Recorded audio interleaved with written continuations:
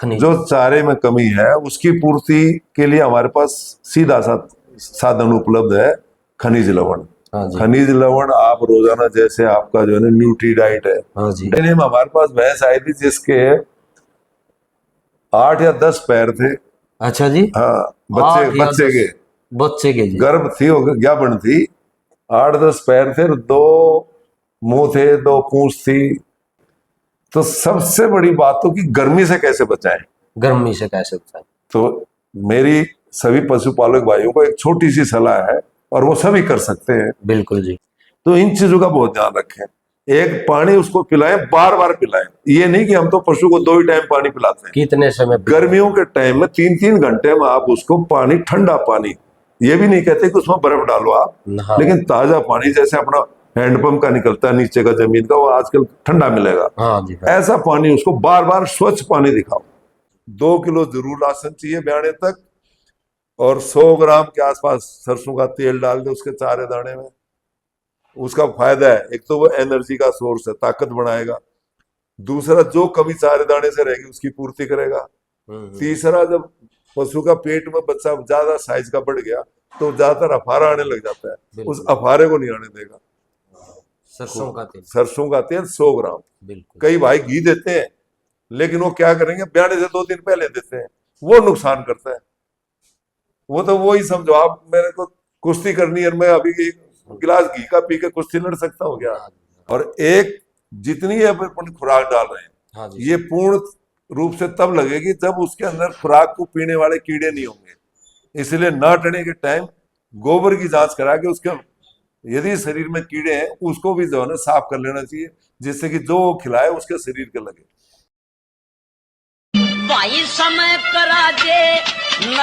नमस्कार जी, मैं आपका भाई राहुल बुरा गोगड़िया, और डॉक्टर बोले पशुपालन की बात पर एक बार फिर सभी साथियों का स्वागत है। और आज मैं एक नई तकनीक आपके तक लेकर आए हैं। पशुपालनों के लिए बहुत अच्छी तकनीक है। जितने भी हमारे डॉक्टर हैं, प्रसिद्ध डॉक्टर हैं, उनके इंटरव्यू कराएंगे, बीमारियों के बारे में जानेंगे, और उन बीमारियों पर कैसे रोकथाम होगा वो भी आपको बताने का काम करेंगे। इससे पशुपालक के लिए लाभ होगा। तो आज हम हिंदुस्तान के बहुत ही प्रसिद्ध डॉक्टर CR चौधरी बिल्कुल हमारे बीच में पहुंचे हैं, हम उनके पास। तो इनसे जानेंगे आजकल की जो बीमारियां हैं उनका रोकथाम किस प्रकार से हो, और किस प्रकार से भाई पशुपालक को अपने पशुओं को बचा सकेगा इन बीमारियों से। तो डॉक्टर साहब नमस्कार। नमस्कार राहुल भाई, और आपके प्रोग्राम को सुनने वाले, देखने वाले सभी भाइयों को मेरी ओर से भी बहुत बहुत राम राम, नमस्ते।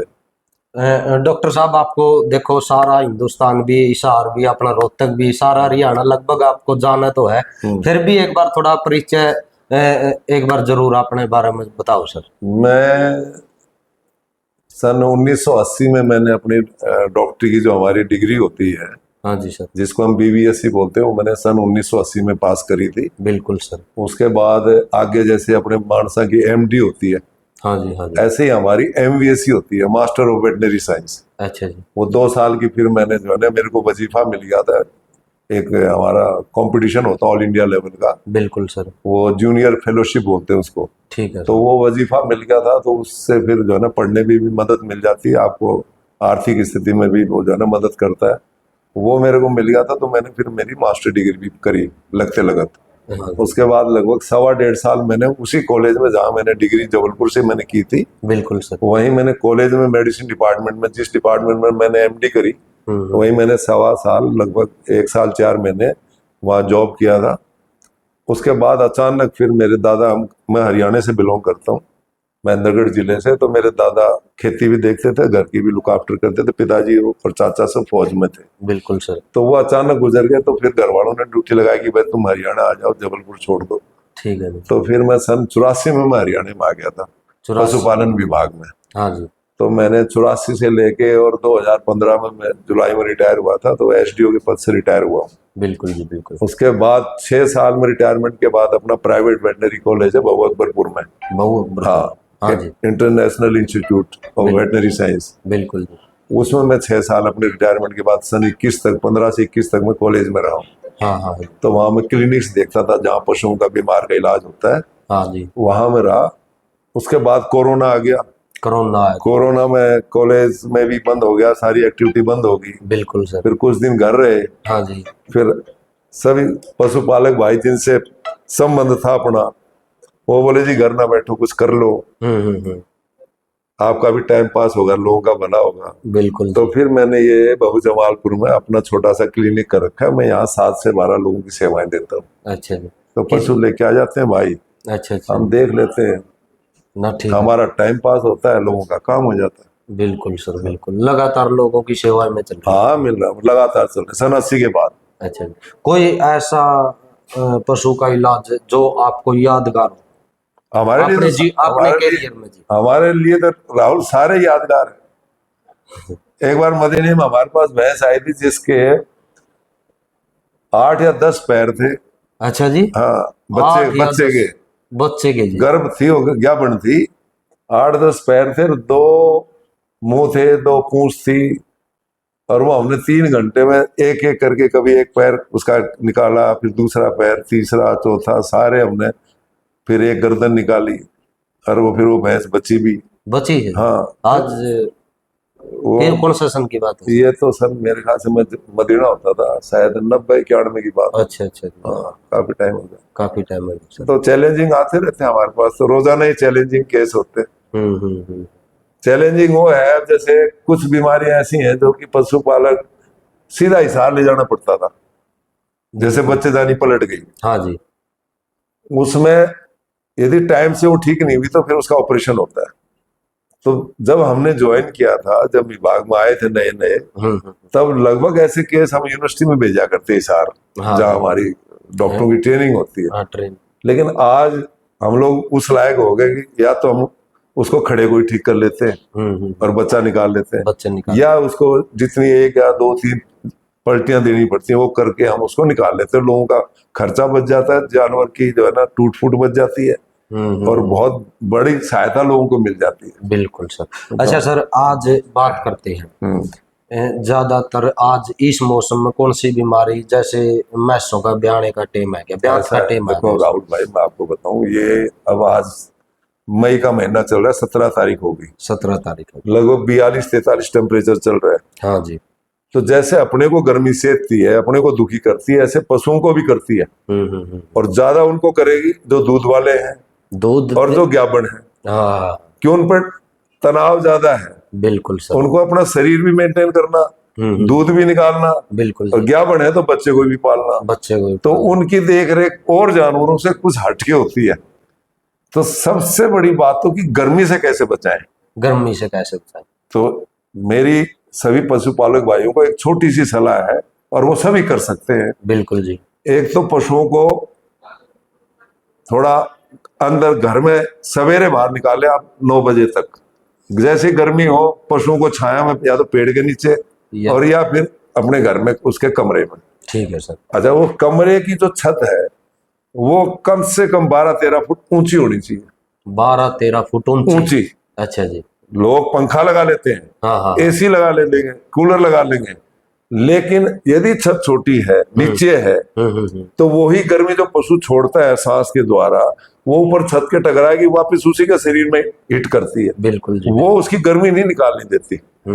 पशुओं का जो घर है, हाँ, या जहाँ पे वो बांधता है भाई, वहां पे ऊंचाई अच्छी होनी चाहिए। दूसरा, झरोखा जो बोलते हैं अपन, वेंटिलेटर, हाँ जी हाँ जी, वो जरूरी है पशु के घर में। बिल्कुल सर। कि जो गर्म हवा है वो उससे ऊपर, हर गर्म, जब भी गर्म हवा होगी वो ठंडी हवा से ऊपर की तरफ जाएगी। बिल्कुल। तो वो जो है ना झरोखे से निकल जाए और पंखे से ठंडी हवा उसके शरीर पे पड़े। बिल्कुल जी बिल्कुल। दूसरा, जिस तरफ से गर्म हवा बह रही है उससे बचा के बांधे, ऐसी दिशा में बांधे कि उस सीधी दरवाजे की या खिड़की की हवा उसके शरीर पे ना पड़े। सही। हो सके तो गीला कपड़ा वहां पे टांग दे बाहर, जिससे जो भी हवा अंदर जाएगी, जैसे बोरी है गीली करके टांग दी, उससे अंदर जो है ना हवा कंपेरेटिवली ठंडी जाएगी। बिल्कुल। वो बहुत बचाएगी। बिल्कुल सर बिल्कुल। नंबर 2, उसमें जब हाँपता है जानवर, तो हाँपना समझिए जैसे क्योंकि पशु दौड़ रहा है, दौड़ रहे हैं, तो उसकी ऊर्जा शरीर की जरूरत से ज्यादा खर्च हो रही है। एक तो अपन बैठे आराम से, हाँ जी, हम भागने लग जाएंगे हाँ हाँ, तो हमारे शरीर जब भी थकेगा हमारा मुंह खुल जाएगा, हाँपेंगे हम। बिल्कुल जी, इसका मतलब शरीर की ऊर्जा ज्यादा खर्च हुई, ताकत ज्यादा खर्च हुई, बिल्कुल सर, तो उसकी ज्यादा ऊर्जा खर्च होगी तो दूध पे फर्क पड़ेगा, बिल्कुल जो बच्चा है उस पर असर पड़ेगा। बिल्कुल और ज्यादा गर्मी चढ़ गई तो गर्भपात भी हो सकता है, बिल्कुल सर, बहुत ज्यादा गर्मी सेध की तो दूध से भी जा सकता है। दूध से भी जा सकते हैं। तो इन चीजों का बहुत ध्यान रखें। एक, पानी उसको पिलाएं, बार बार पिलाएं। ये नहीं कि हम तो पशु को 2 ही टाइम पानी पिलाते हैं। कितने समय पे? गर्मियों के टाइम में 3-3 घंटे में आप उसको पानी, ठंडा पानी, ये भी नहीं कहते कि उसमें बर्फ डालो आप, हाँ, लेकिन ताजा पानी जैसे अपना हैंडपंप का निकलता है नीचे का जमीन का, वो आजकल ठंडा मिलेगा, हाँ जी, हाँ। ऐसा पानी उसको बार बार स्वच्छ पानी दिखाओ। इनसे गर्मिया में पशुओं का बचाव हो सकता बचाव हो सकता है। एक, ऊर्जा जैसे ज्यादा खर्च हो रही है है। तो उसके लिए आप उसको थोड़ा सा शुगर वाले जैसे गुड़ है, हम्म। नहीं समझे, गुड़, या खनिज लवण है, खनिज लवण, जिसका शरीर कमजोर होगा, चाहे आप हाँ चाहे जानवर है, कमजोर को हर चीज ज्यादा सेधती है, बिल्कुल, उसको ज्यादा तकलीफ देती है। तो वो कमजोरी कैसे पूरी करें? एक तो आजकल हरा कम हो जाता है, अरे वो कम हो गया चारा, हाँ वो जी, खुराक कम होगी। खुराक कम दूसरा, गर्मी का प्रकोप, गर्मी तो का, उसको बचाने का एक ही तरीका अपने पास बढ़िया सा, कि जो खनिज लवण आते हैं जिसको हम मिनरल मिक्सर बोलते हैं, खनिज, वो पशु को रोजमर्रे पे डालना चाहिए, चाहे वो छोटा बच्चा है, चाहे वो ज्ञापन है, चाहे वो दूध वाली है, खनिज चाहे वो लवण नाटरी है, जरूरी जी, वो जरूरी है। हाँ, आज जो चारा पशु को मिल रहा है उस चारे में वो तत्व नहीं है जो पहले, आज से 40 साल पहले थे।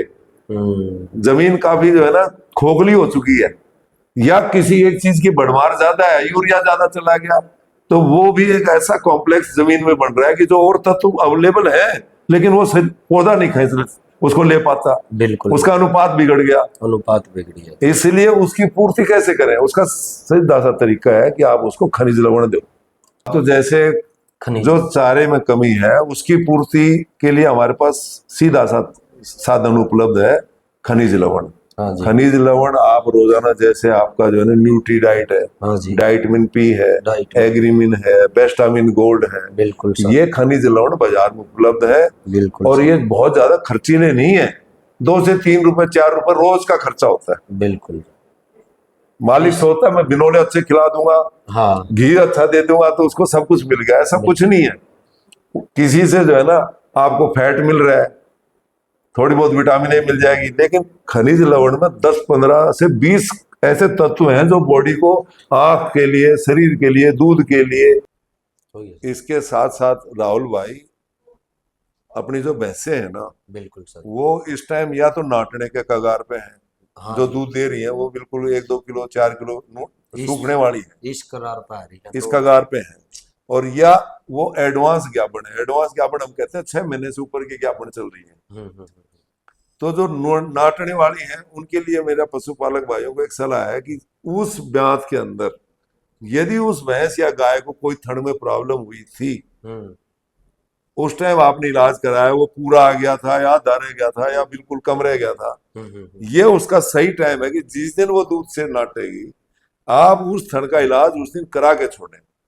उस दिन करवाएं जिस दिन वो दूध नाटे से... उसके 2-4 दिन 5 दिन के अंदर अंदर। अच्छा जी, क्या है कि जब तक दूध दे रहा है तो उसके अंदर जो रोग, चाहे 1% भी बीमारी है, हाँ, वो रोग भी दोनों टाइम बाहर आ रहा है। बिल्कुल, जिस दिन वो छोड़ देगा और अंदर रोग 1% या आधा % भी रह गया तो वो ब्याने तक 2 महीने 2.5 महीने में रोज उसकी ग्रोथ होनी है, ग्रोथ उस थन को लेकर बैठ जाएगा। आज तो वो 1% है, फिर वो 100% भी खराब कर सकता है, होता ही है बल्कि। बिल्कुल, तो इसको हम कहते हैं शुष्क करने के टाइम का इलाज।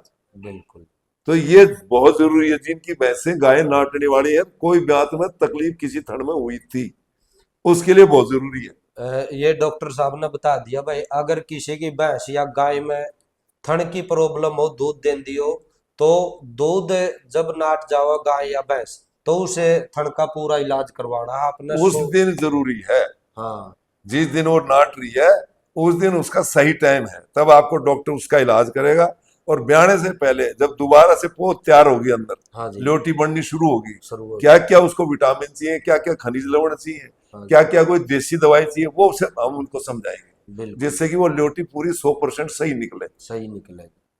दूसरा कि इस गर्मी में जब आगे की जो 7 महीने से ऊपर की भैंस ज्ञापन होगी, हमारे इस इलाके में एक मोटी तकलीफ है कि भैंसे जो है ना पाछा दिखाने लग जाती हैं, हाँ जी, बच्चेदानी निकालने लग जाती हैं। बिल्कुल जी, फूल दिखाना। वो बहुत तकलीफदायक है। यदि वो बार बार दिखाती रही और वो घर पे देखता रहा तो बच्चा भी फेंक सकती है। हाँ जी, या कोई बेहिसाब का घरेलू इलाज करेगा तो हो सकता है कल वो ब्याह तो थनी कामयाब ना हो, बिल्कुल ही दूध ना दे, बिल्कुल या उसको टाइम पर ब्याह ना जा, तो उसके लिए भी उसका उसको जो है ना डॉक्टर की सलाह लेनी पड़ेगी, जिससे कि वो पाछे में भी मदद करे और वो भैंस ठीक ब्याहे, उसका बच्चा ठीक रहे और ब्याने के टाइम में होने वाली तकलीफों से बचा रहे। आपके विचार तो इसका थोड़ा रोकथाम की हो उसका है जी, इसकी जैसे रोकथाम के जैसे किसी इसके कारण अलग अलग है पाछा निकालने के। हाँ जी, एक हार्मोन होता है जो 10 महीने या 9 महीने गाय भैंस के गर्भ को बच्चे को बचाए रखता है। किसी में तो वो हार्मोन कम हो जाता है, बिल्कुल सर, किसी को कोई इन्फेक्शन हो गया, उससे भी कोई ऐसी बीमारियां हैं जो कि गर्भपात कराती हैं बिल्कुल सर, या पाछा निकलवाती हैं, बिल्कुल या खनिज लवण की कमी में निकालता है। ठीक है तो सर, वो डॉक्टर से जब सलाह लेगा तो वो उसी के हिसाब से उनको पूर्णतः इलाज के उसके बारे में बताएंगे और वो बता भैंस का बचाव कर सकते। बता दो। हाँ जी। एक बार कर ले बंद, वो बात हाँ भाई। कर ले, कर दिया सर ठीक उसने। है। ना महाराज जी कुछ और पूछना है जी? ना कर लो भाई। ठीक है जी, ठीक है, धन्यवाद, धन्यवाद। भाई प्रचार पूछ रहा। हाँ जी सर, इसके साथ साथ हमने बहुत देखा है, हम गांव की नौकरी रही है ज्यादातर, कि जैसे ब्याह शादी होती है बिल्कुल, तो आम तौर पे आजकल प्रचलन है डीजे वगैरह बजाते हैं। हाँ डीजे बहुत, पशुपालक ध्यान नहीं देता, जो आगे का काफी दिन का 7 से प्लस का ज्ञापन है और उसके नजदीक डीजे बज गया तो कई बार वो डीजे गर्भपात का कारण बनता है। हम्म, तो अपने पशु का आपने 7 8 10 महीने सेवा करी है और वो डीजे के कारण बच्चा गिरा गई तो आपकी तो 1 साल की मेहनत गई। गई जी, तो वो ऐसी चीजों का ध्यान रखना चाहिए।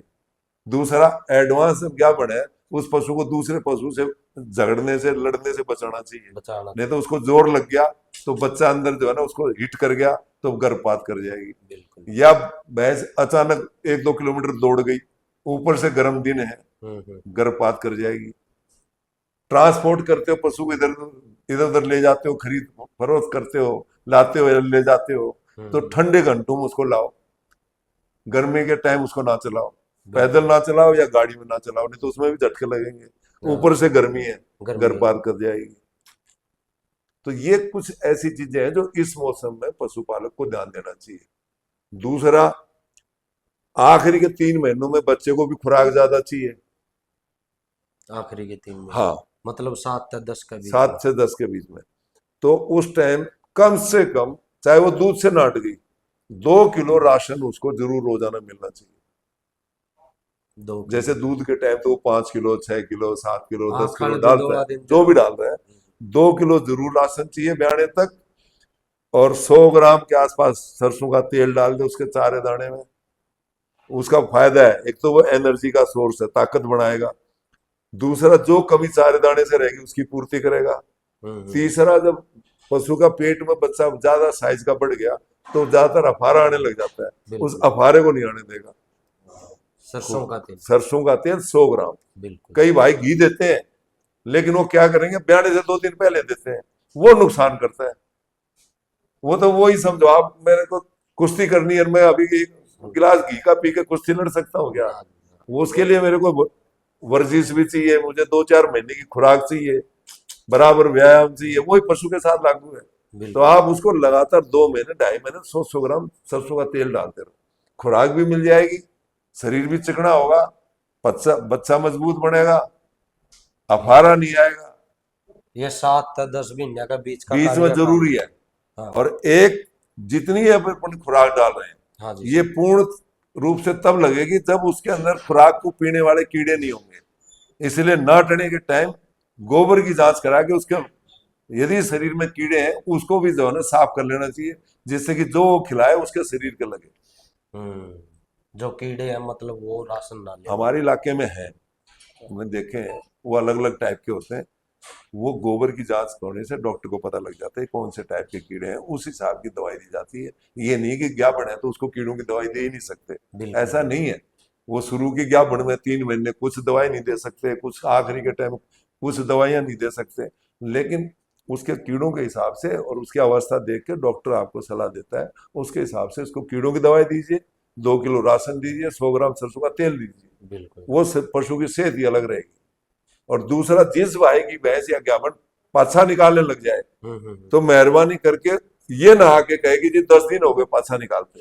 हाँ। जिस दिन पहले दिन शिकायत शुरू हुई उसी दिन आप संपर्क करिए, नहीं तो वो चीज इतनी ढीली होगी कि उसको दोबारा टाइट करना जेब पे बहुत खर्चा लगेगा बिल्कुल। और वो आराम भी नहीं आएगा। इस बात पर थोड़ा गौर कर लियो बस। ये सारी पशुपालक। प्रैक्टिकल चीजें बता रहा हूं मैं, जो कि आम पशुपालक गलती करता है। तो यदि इन चीजों का पशुपालक ध्यान देगा तो मैं समझता हूँ कि पशु ठीक हालत में भी आएगा, ठीक ल्योटी बनेगी, बच्चा स्वस्थ पैदा होगा, टाइम पर जेर डालेगी और होने वाली जैसे पाछा पहले या पाछा निकालना बाद में उससे बचा रहेगा। जो 10 महीने सेवा करिए उसको पूरा फायदा मिलेगा। तो डॉक्टर साहब ने हमें बहुत सारे उपचार बताए हैं गर्मियों से कैसे पशु को बचाया जा सकता है। अगर थन में बीमारी है तो उस थन तक कैसे बचाव किया जा सकता है। जो भैंस गात दिखाती हो, अपने देसी भाषा में कहा करें भाई गात दिखाना। अगर किसी की भैंस गात दिखाती है तो उस तक कैसे बचाव किया जा सकता है। भाई डॉक्टर CR चौधरी हमारे साथ हैं और लगातार हम अनेकों बीमारियों की वीडियो इस चैनल पर डालने का काम करेंगे। डॉक्टर से बातचीत करते रहेंगे, किस बीमारी का रोकथाम किस प्रकार से होगा। तो सारी वीडियो तक जरूर संपर्क करते रहना और इस वीडियो ने भी पूरी सुनकर अपने पशुओं का थोड़ा ध्यान रखें। और बहुत बहुत धन्यवाद डॉक्टर जी, जो धन्यवाद। आपने इतना कीमती समय आपका जो हमारे इस चैनल पर आने का काम किया सर। धन्यवाद भाई राहुल, आप सबका भी धन्यवाद। और उम्मीद करते हैं कि अपनी जो बातें अपन ने करी है वो किसी भाई के जरूर काम आएगी। बिल्कुल सर, बिल्कुल। धन्यवाद सर। ओके।